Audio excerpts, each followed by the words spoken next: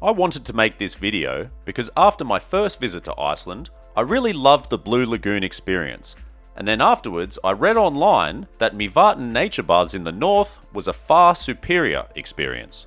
So when I finally returned to Iceland years later, Myvatn was high on my to-do list. And now, after experiencing both, I'm here to share with you why I completely disagree with the hype I found online way back then, and we'll talk through 8 points of comparison so you can decide for yourself which of these destinations you'd want to see first. We're kicking things off with a fairly easy one, looking at the size and space of each of these nature baths. The Blue Lagoon is huge, and Myvatn is not. However, the Blue Lagoon attracts 7 times the number of annual visitors, but does not have 7 times the space. Of course, they would not all be there at the one time, but it will get much busier at peak times. We visited first thing in the morning, and it felt like we had the place almost to ourselves for the first hour we were there. It did get busier later on when we left, but still plenty of room, so for us it was a non-issue. When you book your ticket, you're given an entry time slot, and that seems to do a good enough job of spreading the crowd out throughout the day. But if you can get there early or maybe very late, you'll be guaranteed a great experience. We visited Myvatn late in the afternoon at what would have been one of the busier times of the day. The pools were not crowded at all, but the edge of each of the baths were. I found it a little bit irritating because there was nowhere in the water to sit and relax. While it's not a major issue, it would have been nice to have the space to sit on the edge, have a drink, and just take in your surroundings. So the first point goes to the Blue Lagoon. Next, I wanted to talk about the visual appeal of each of the nature baths. The large glowing turquoise waters of the Blue Lagoon are simply stunning. Even if you did not go in the water, just viewing the baths, the volcanic rocks, and the steam vents that surround them would be a worthwhile experience all on its own. Myvatn is blue, but it doesn't have the same blue glow that really jumps out at you. The surrounding landscape is also a little more barren and generally dull. If you look out towards Lake Myvatn, nothing really catches your eye, but it does have the lake off in the distance. So another point for the Blue Lagoon. Next, I wanted to talk about the experience once you're in the water. We've already covered the crowds, and the water temperatures are basically the same between the two venues. So the differentiating factor here is the strong sulfur smell that you can get in these waters. My opinion of Myvatn may have been heavily influenced by a visit to the geothermal mud baths that are nearby at Verir earlier in the day. This was easily the most pungent smell I've encountered in all of Iceland, and I cannot say for sure that my nose had moved on from this odour in the many hours between being there and visiting the nature baths late in the day. So with that smell baked into my nostril hairs, this may not be a fair comparison, but Myvatn was far worse. Not to the point where it's intolerable, but it did weigh on the experience just enough for it to stand out in my memory. I have no such memory of the Blue Lagoon. Yes, there is the same sulfur smell, and it was also on the verge of being unpleasant, but fairly mild in comparison and not particularly bothersome. If you have a different opinion on this point especially, please let me know in the comments below, because I'm aware it could be a bit subjective. And because of my experience that day, I might have judged Myvatn a little bit unfairly due to the circumstance. So, that puts us at 3 points for the Blue Lagoon, and none for Myvatn Nature Baths. Myvatn really needs to step it up here, so we're going to look at something that is much more favourable to Myvatn versus the Blue Lagoon, and that is the cost of entry for each destination.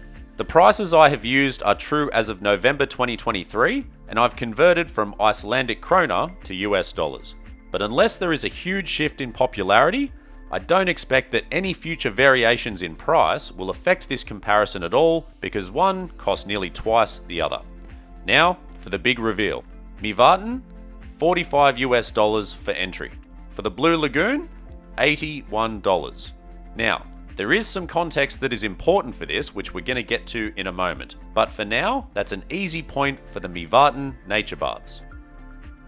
Now we're going to have a look at what you actually get for your money. A major difference between the two destinations is that the Blue Lagoon has a whole range of luxurious experiences, But many of these are optional, so for the purposes of this comparison, we'll only look at the most basic and cheapest packages to see what you get for your money. At the Blue Lagoon, your basic entry will get you a mud mask, a drink, and a towel, plus your entry into the complex. At Myvatn, the price of entry will get you in, and that's all. You pay separately for a towel, drinks, bathrobes, or any other extras that you'd like, and once you account for all of this, you will spend nearly the price of entry of the Blue Lagoon anyway, but with no option for a mud mask. So the Blue Lagoon takes this one out by the barest of margins, and because it gives guys everywhere an excuse to wear a mud mask. You're probably never going to do it anywhere else. That's 4 points for the Blue Lagoon and 1 for Myvatn Nature Baths. Next, we're going to look at the ease of booking your entry into each complex. You can book both online, and the checkout process is very easy. But if you think you can book a spontaneous visit to both destinations, think again. The Blue Lagoon often sells out days in advance, and if you can book last minute, it's likely that only the earliest or latest time slots will be available. Compare that to Myvatn, where we booked just a few hours before arrival, once we knew how long our day of exploration would be. The relatively low levels of tourist traffic allow for more flexibility in your itinerary, and for that, I think Myvatn should win back another point. Next, we'll look at the convenience of the location. Now, this depends entirely on your point of arrival and your intended itinerary, but the majority of people will fly into Keflavik Airport just outside Reykjavik, and the Blue Lagoon is just a short 20-minute drive away. It makes for a fantastic introduction to Iceland, or a relaxing way to say goodbye. Myvatn is a 6 to 7 hour drive from Keflavik Airport, so it's not really a fair comparison. But if you were to fly into Akureyri Airport in the north, then you're looking at just over 1 hour on the road to reach Lake Myvatn. Better than 6 or 7 hours, but it's still a much longer distance than you would drive to reach the Blue Lagoon. Next, I wanted to cover the additional activities that are on offer at each site. I mentioned earlier that the Blue Lagoon has a range of additional luxurious experiences, including a spa day, float therapy, in-water massage, and 2 incredible on-site hotels. These are all pretty expensive. The spa day alone is going to cost you upwards of $500 US, much more than I would ever spend. But for the sake of this comparison, Myvatn has none of these. It has a steam bath, but that's about it. So an easy point for the Blue Lagoon, which brings us to a total score of 6 to 2. If you will drive all the way around Iceland, then I'd recommend you visit both.